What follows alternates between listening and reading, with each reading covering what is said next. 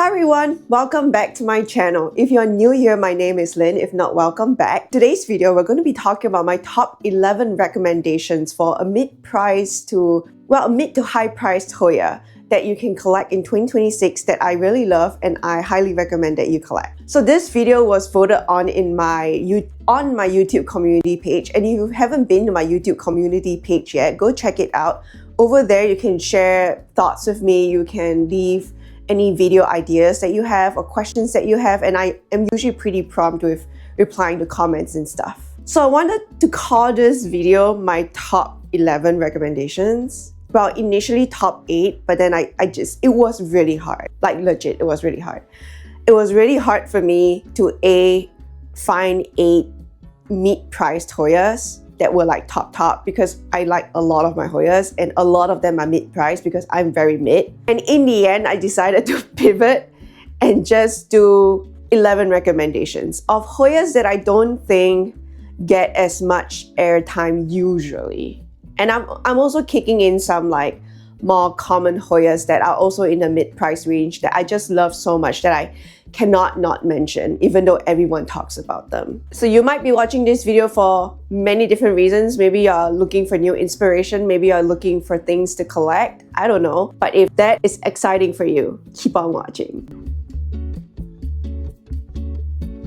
Before we start talking about the 11 Hoyas that I want to talk about, we have to talk about price range because I think everyone is coming in at a different angle. If you're new to collecting Hoyas, paying $20 for a cutting might be already a lot of money. And obviously some of us, not me, but some of us might have a higher spending power. So $20 is chump change. So I'm going to clarify what I mean when I say mid-range. Anything I think that is below $20 or below $15 that you can get like a full pot of, or that you can buy from any big box store, I think that to me is considered low priced. And then anything that's above like $20, $25 all the way up to $100, I think in that range would be mid to mid high. And then for me personally, anything that's above $100 is expensive. And obviously there are people out there, or like maybe you're one of them, you're listening to this video, you're watching this video and you're like, I pay $500 for my Hoyas. Then, you know, to me $500 is not even just expensive, it's like exorbitant. But point is, this is my range. So when I say mid-range, I mean things that are gonna cost you between $20 to $100 for a cutting, or for like a small rooted pot that's like maybe 2 to 3 inches, or maybe a bigger one. It really depends on the type of Hoya.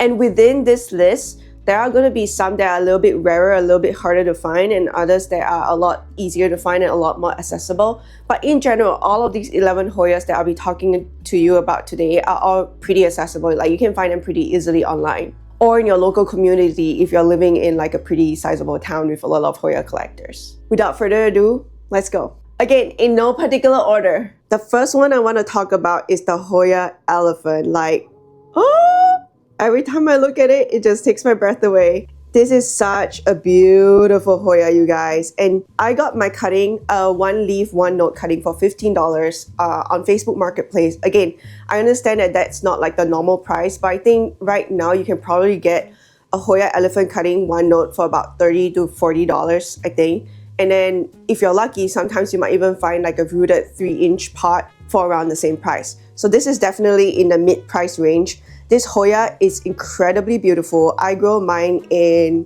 what do I grow it in? Lacquer and pond. Yep, lacquer and pond. So this is in a semi-hydro closed container setup and it's growing beautifully. But I think you can grow this really nicely in soil as well. It's a very hardy Hoya. It's very easygoing.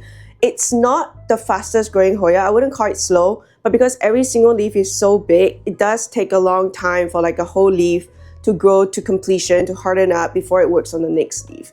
So this is definitely one of the slower growing mid-price Hoyas that I would highly recommend if you're looking for like a big leaf Hoya.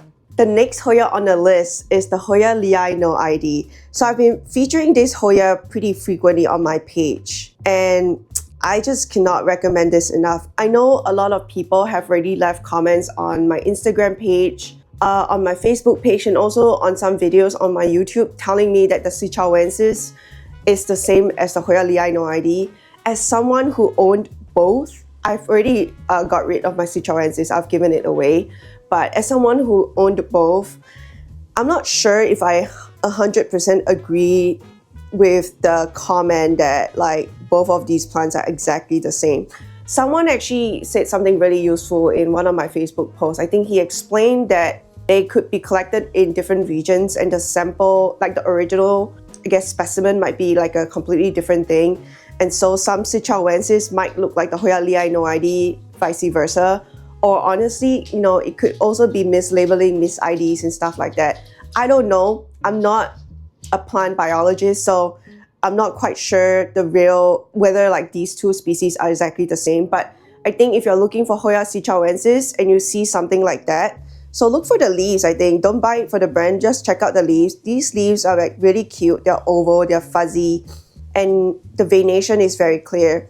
So I would highly, highly recommend checking out the Hoya no ID. And I think this might probably be one of the less common Hoyas in this list, but you can definitely find this on Palm Street, I think, and also on Etsy for less than $100. More than 20, less than 100. But this is definitely a really beautiful Hoya. It's also one of the fastest blooming Hoyas I have. Highly recommend. And I grow this in a mixture of lacquer and pond. So this is also in semi-hydro. I think it will grow well in soil as well. So there's no reason that you have to grow this in semi-hydro. Not at all. So yeah, highly recommend. The next Hoya I have on the list is the Hoya verticillata silver heart. So this is a beautiful Hoya, as you can see. It actually sun stresses to like a nice light blushed pink under really bright grow lights. This is again not an extremely fast growing Hoya, but it's definitely not like the slowest. It has really, really beautiful leaves. They just look unreal because they're glossy, they're hard, and like fully silver. This is a beautiful specimen. I have this growing in my loose chunky soil mix, and it's growing really well in this loose chunky soil mix. I've chopped this many times now just to encourage branching, and it does, you know, branch really nicely. This whole branch over here is brand new. So I highly recommend this as well. You can probably find this probably between a price range of more than 20, less than 50. So again, another really easygoing Hoya, extremely easy to root, and just a beautiful one to add in your collection. Next on the list is my Hoya Larissa. So a ton of you have DM'd me on Instagram or on Facebook asking me what is on my profile picture. It is the Hoya Larissa. Asking me what is on my Instagram profile picture. Yeah, I think my Instagram account's profile picture is the Hoya Larissa. I absolutely love this mid-price range Hoya. It is beautiful. The leaves are so cool.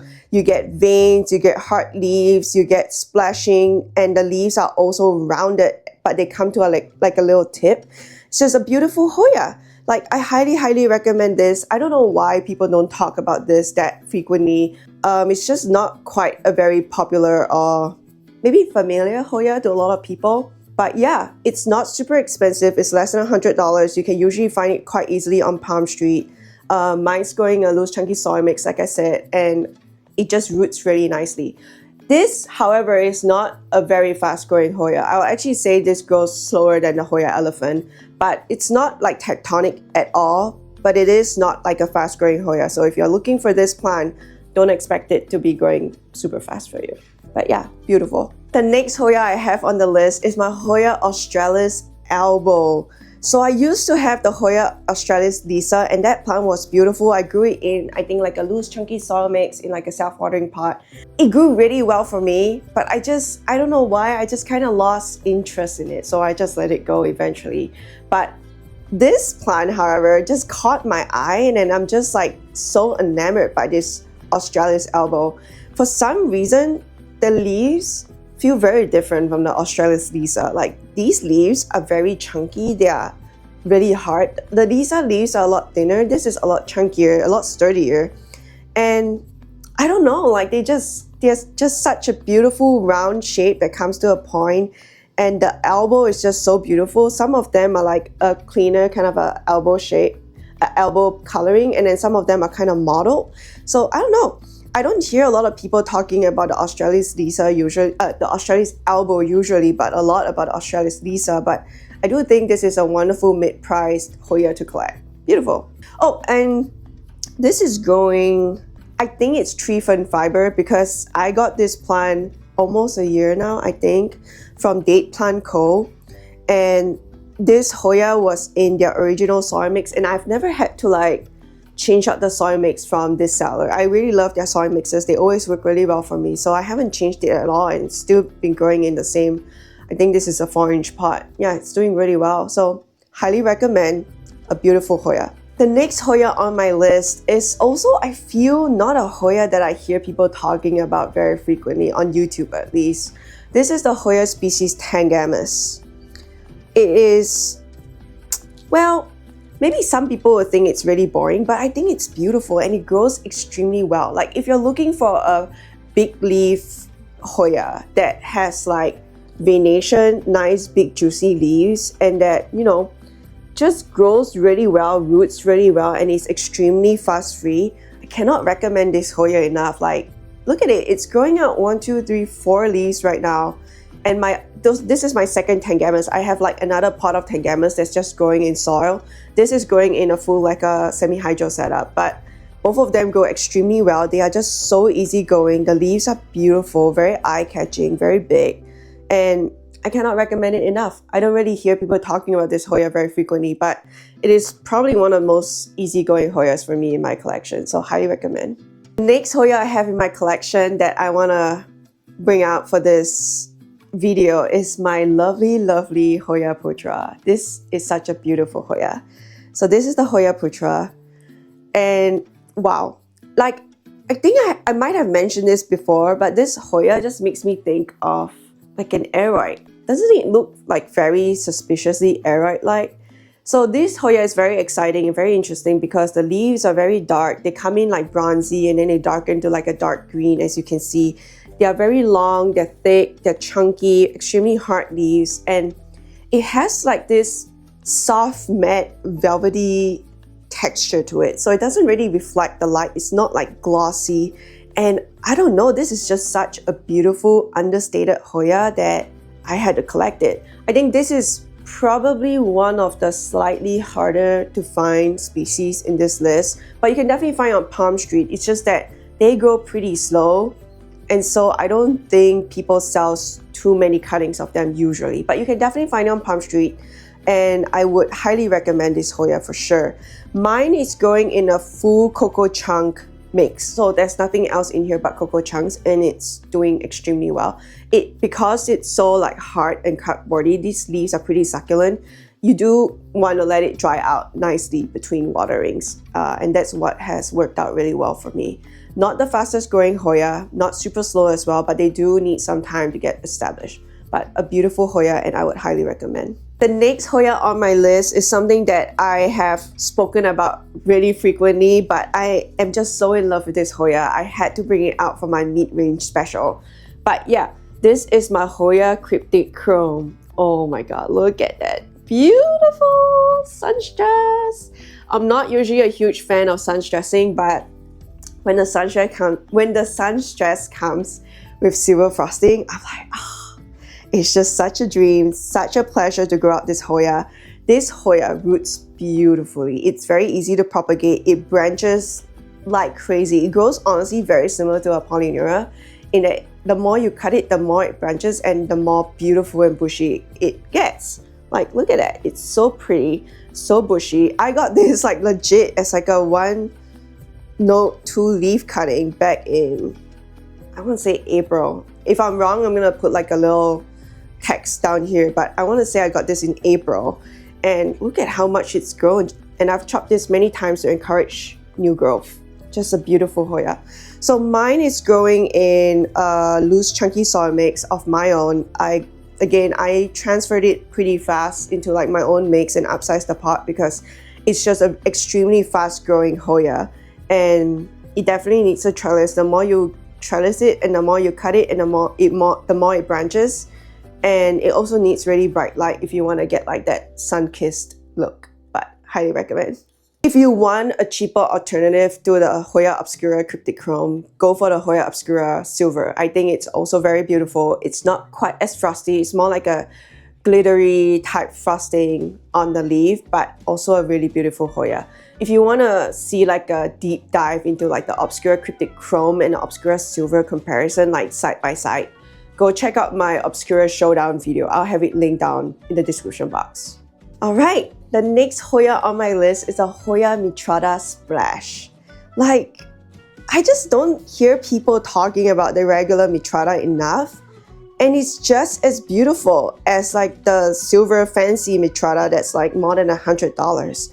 It is such a beautiful Hoya. It vines like crazy. It really needs a trellis. I actually highly recommend a circle trellis for this plant just because like the vines get really long. So instead of like having to loop them on an oval trellis, I think like on a circle trellis, you can just keep going round and round and then the plant's gonna look like more lush that way. But yeah, this is a beautiful Hoya. Like the leaves are wavy, they're like weird shape, they're crinkly, but they're also very hard. They're glossy and splashy, and I don't know, it just gives like ancient Hoya vibes. And I would highly recommend this Hoya. It's very easy to grow, it's very easy going. Mine is growing in full cocoa chunks. And this is again a very thick-leafed Hoya, so you would want to let it dry out between waterings. But yeah, it branches pretty easily, and you know, it really does need a trellis though. That's like my main recommendation. You really need to give it a trellis because the leaves are like, the vine is just going to keep going and going and going and going unless you give it a trellis so it knows that it has latched onto something and it's good to like open up a leaf. So highly recommend a trellis for this plant, and I actually highly recommend a circle trellis like I said. But yeah, a beautiful Hoya, mid price. Definitely like less than $50, but maybe more than $20. If you're lucky, you might be able to score one that's like less than $20 locally, like a cutting of it, if you're lucky. But again, I hardly ever see people sell the Hoya Mitrada, even on my Facebook marketplace. But yeah, a beautiful Hoya that I would highly recommend. The next Hoya on my list is the Hoya Calistophylla Black Cat. Like, oh, look at it, it's blooming again. Oh, it's so cool. Like this just bloomed 6 weeks ago, and then I think the bloom lasted for like about 5 days to 7 days. And the moment like the blooms like dried up and like, you know, fell, the old peduncle started like working on new blooms again. And this is 6 weeks later and it's blooming again. Just blows my mind. But yeah, the Hoya Calistophylla Black Cat has like these bleeding veins, and I think out of all of the different Calistophylla variants, this might be one of the cooler looking ones for like, especially in the mid-price range. Like obviously one of the coolest looking Hoya Calistophyllas is the chibi. Like it's round, the obsidian is beautiful, but those are like hundreds, right? So this I think is a really affordable, interesting alternative to the usual Hoya Calistophylla, which is already very beautiful. But with the bleeding veins, I think this is just really, really cool. Another Hoya Calistophylla that I think is also really cool is a Calistophylla vena. I got a cutting locally, but mine died within like, I want to say, within 4 weeks actually. And again, it was totally my bad. I think the previous seller kept her cuttings pretty dry, and I'm an overwaterer, so I keep them pretty wet, and the plant was just not adapted to those conditions. So it rotted pretty fast, it just died. So maybe in the future I'll get another vena cutting, but for now, I cannot recommend the Calistophylla Black Cat enough. Like, even if it never ever blooms for you, the foliage is just beautiful. It's so cool. Highly recommend. I almost forgot to mention, I grow this in semi-hydro, so this is in a mixture of pond and leca. And my regular Calistophylla just grows in a chunky soil mix in a terracotta pot, and that also does really well. The very last Hoya on this list is my Hoya Wilbur Graves China. And look at this beast. It's just so beautiful. This is definitely one of the most common Hoyas on this entire list. It's very easy to get a hold of. You can probably get this locally on Facebook Marketplace with anyone else who collects Hoyas. I think most Hoya collectors will have the Hoya Wilbur Graves in some kind of form. Personally, I cannot tell the difference between the China, between the China and the Thailand one. I think they look really similar. If you collect all three, no shade, I don't think you're doing anything wrong. I just, personally for me, maybe I'm just not super observant, but they look too similar for me to want to collect both, if that makes sense. However, Of the 3 different Wilbur Graves variants, this is my favorite. I really love the Russia. It has giant, like extremely chunky leaves. The leaf sizes are just so much bigger compared to my China. And oh my God, it's just beautiful. And I cannot knock this back enough. When you're buying a Wilbur Graves China, Russia, Thailand, whatever variation there is right now, I'm not like super keyed in sometimes. Make sure you're getting a nice cutting. Like if it's too cheap, that's great, but don't get a cheap one that has like no splashing whatsoever and looks like that. I don't mind having some green leaves on my specimen because as you can see, it's very highly variegated.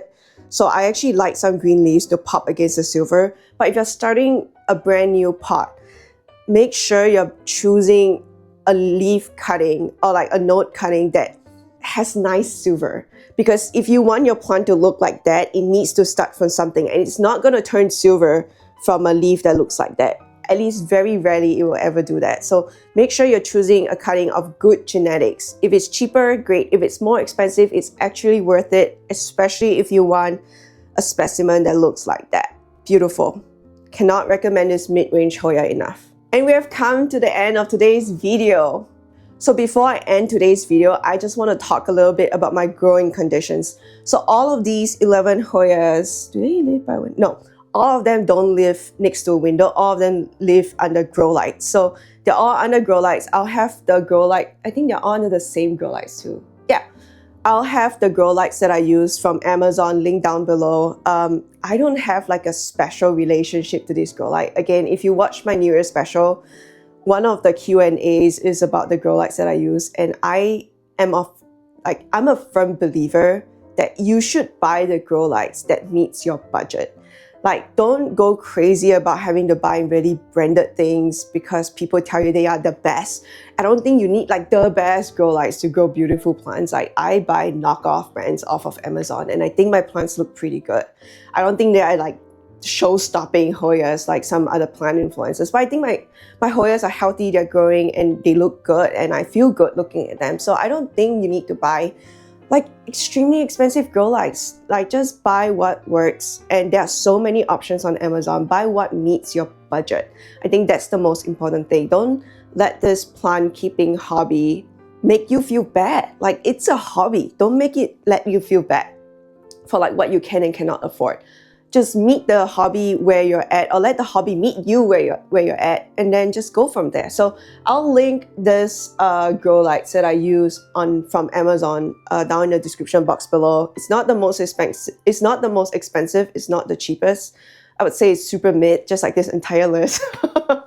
So yeah, if you're interested to find out, go check out the description box below. But anyway, growing conditions. So all of them are growing under grow lights. They're all in ambient conditions. I don't own a cabinet. They're all going in like an indoor condition of 65 degrees Fahrenheit to 75 degrees Fahrenheit, maybe up to 80 degrees Fahrenheit in summer when we turn off the AC and we just open the doors for ventilation. I will include the degrees, the Celsius stuff like in the box below too. But honestly, I'm like just thinking 18 degrees Celsius to 30 degrees Celsius indoors would probably also work great. Humidity above 40% for me. In winter, I get all of my humidifiers going, so that keeps the humidity between 40% to 50%. If I'm lucky, maybe even up above 50%, but it really depends. But all of these 11 Hoyas, they grow well in ambient conditions. They don't need a cabinet to even bloom, as you can see. Just humidity above 40%, and then grow lights. They're not branded. That brings me to the end of today's video. I hope you enjoyed the content today. If you're interested, please subscribe to my channel. I really have been loving the community that we've been building here. I love all of the comments. Keep them coming. So like, subscribe, and comment down below if you have any questions. Or if you want to share your experience. Or if you have other mid-range Hoyas to share with the rest of us. So please, comment down below. Have a wonderful day. I'll see you next time. Bye.